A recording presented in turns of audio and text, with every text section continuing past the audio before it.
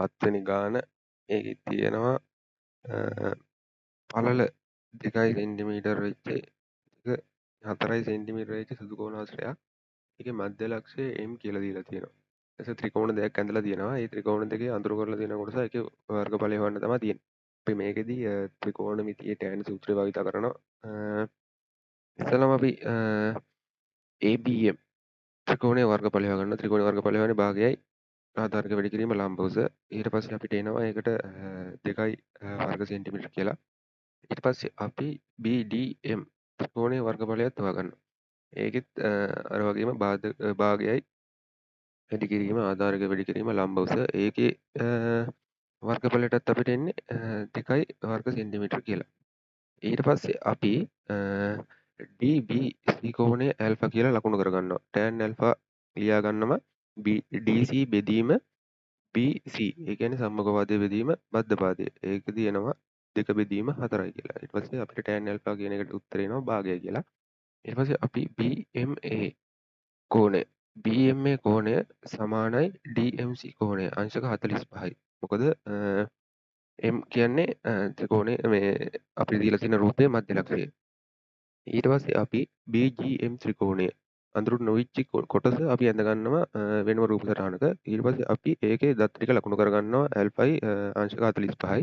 ඊට පස්සේ අපි GK කියලා GK පාදයට අපි ප්‍රකාශන දෙකක් ලබා ගන්නවා. පළවෙනි ප්‍රකාශනය ඇල්ෆා ඇතුලේ ලබා ගන්නවා. ඊට පස්සේ අපිට එනවා x tan ඇල්ෆා කියලා එකකුයි අනිත් එක එනවා 2 x tan ඇල්ෆා. ඒ කියන්නේ අපි BK කියන එකට x කියලා තමා උපකල්පනය කරලා අරන් තියෙන්නේ එතන. ඊට පස්සේ අපිට BM පාදේ 2යිනේ. එතකොට අනිත් එක 2 x වෙනවා. ඊට පස්සේ අපිට 1 සමානයි 2 GK පොදු හින්දා 1 සමානයි 2 කියලා ගන්න පුළුවන්. ප්‍රකාශන දෙක සමාන කරන්න පුළුවන්. ඊට පස්සේ x tan ඇල්ෆා සමානයි 2 x tan 45 කියලා එනවා. ඊට පස්සේ අපි ඒකෙදි tan ඇල්ෆාට භාගය කියලා ආදේශ කරලා tan 45 කියන 1යි. ඊට පස්සේ අපි x ප්‍රකාශනයක් ගන්නවා. x ප්‍රකාශනයක් ගත්තී අපිට එනවා x බෙදීම 2 සමානයි 2 x කියලා.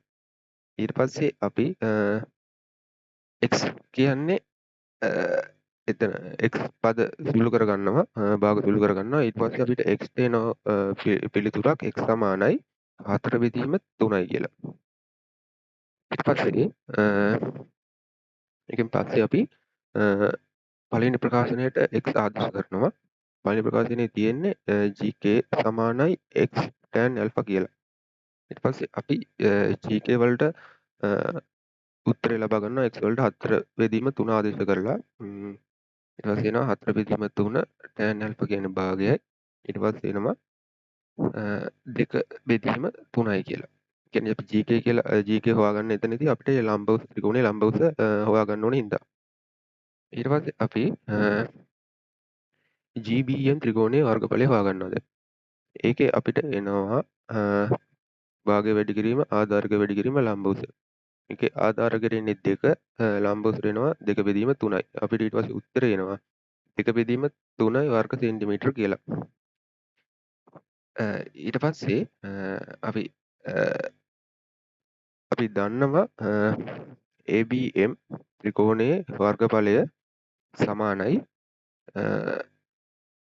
BMD ත්‍රිකෝණයේ වර්ගඵලය.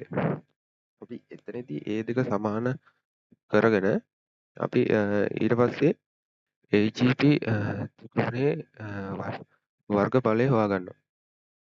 ඊට පස්සේ අපි AGP ත්‍රිකෝණයේ වර්ගඵලය එනවා 2 ඍණ 2 බෙදීම 3යි කියලා. ඊට පස්සේ අරකින් ලොකු කොට පළවෙනි භාග ත්‍රිකෝණයෙන් අර අවසාන භාග ත්‍රිකෝණයේ වර්ගඵලය අඩු කරනවා. ඊට පස්සේ අපිට උත්තරේ එනවා 4 බෙදීම 3යි කියලා. ඊට පස්සේ අපිට ත්‍රිකෝණ දෙකේ වර්ගඵල සමාන හින්දා අන්තිම කොටසේ වර්ගඵලය එන්නේ 4 බෙදීම 3 කියලා අපිට ආපේ එක අඳුරු කළ කොටසක වර්ගඵලය. අපි අනිත් ත්‍රිකෝණයත් අර අඳුරු කළ කොටසේ වර්ගඵලය සමාන වෙනවා අර ත්‍රිකෝණයේ වර්ගඵලයටම. එතකොට අපිට ඒ වගේ දෙගුණයක් තමයි අඳුරු කළ කොටසේ වර්ගඵලය එන්නේ. ඊට පස්සේ අපිට උත්තර එනවා 4 බෙදීම 3 වැඩි කිරීම 2 8 බෙදීම 3යි. 8 බෙදීම 3යි කියන්නේ අපි මේක ලියා ගන්නවා 2 3න් 2යි කියලා වර්ග සෙන්ටිමීටර.